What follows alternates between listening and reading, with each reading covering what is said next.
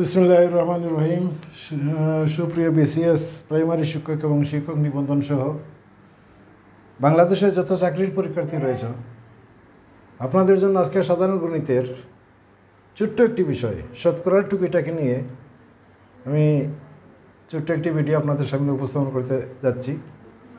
তো এই ভিডিওতে আমি দেখাতে যাব যে কোনো শতকরার অঙ্কে যখন কত বা কোনো সংখ্যা থাকবে, যে কোনো বা কত সংখ্যার স্থানে আপনি যখন এক্স ধরবেন, এক্স ধরে তার মানটা বের করলে আপনার রেজাল্টটা চলে আসবে। তো এখানে দুই তিনটা আমি বিসিএসের অঙ্ক নিয়ে এসেছি। যেমন প্রথম অঙ্কের মধ্যে লেখা আছে কোনো সংখ্যার 7/2 64 এর সমান। এখন আমরা যদি কোনো এর স্থানে, এই কোনো সংখ্যার স্থানে, কোনো শব্দের স্থানে যদি আমরা এক্স লিখি, আর সংখ্যা মানে সংখ্যা এর, অর্থাৎ আমরা এখানে দিলাম এক্স এর 7/2 64 এর সমান, মানে সমান 64। এখন যদি আমরা এক্সের মানটা বের করে নিই তাহলে আপনারা আনসার পেয়ে যাবেন।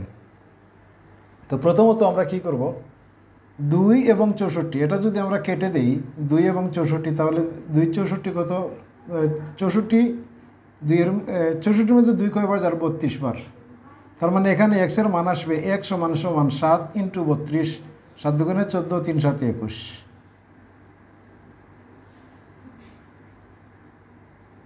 14 হাতের 2,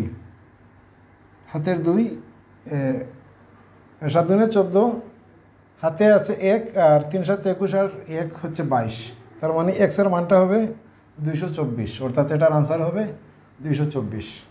তো এই ছিল শর্ট ট্রিক্সে কীভাবে কোনো সংখ্যার মানটা বের করা। এটা 15তম বিসিএসের একটি প্রশ্ন। এখন আমরা দেখব 2 নম্বর অঙ্কটা কী। 2 নম্বর অঙ্কের মধ্যে লেখা আছে 10-এর 30% হচ্ছে কোন সংখ্যার 10%।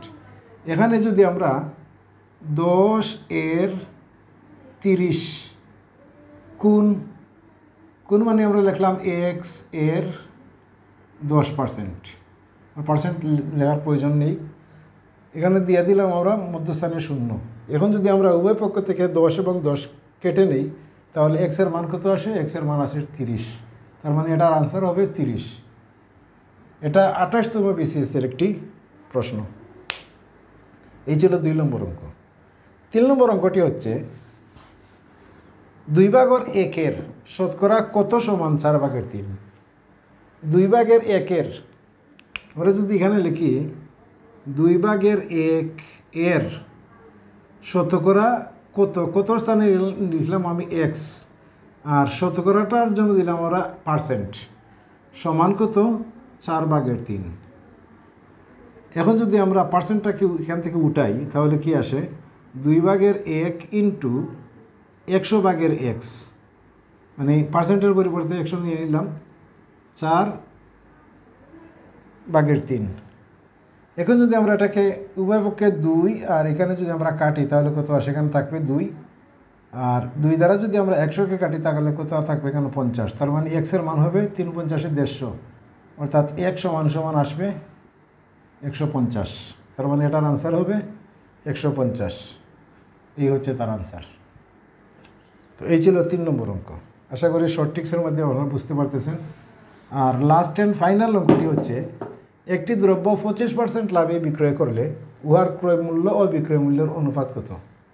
এবং 25% লাভে বিক্রয় মূল্য হচ্ছে 125 টাকা, 125। তাহলে লাভ যখন 125 টাকা করেছে তাহলে 125 টাকা বিক্রয় মূল্য হলে তার ক্রয় মূল্যটা কত, 100 টাকা ছিল। তার মানে বিক্রয় মূল্য 100 টাকা আর ক্রয় মূল্য হচ্ছে 125 টাকা।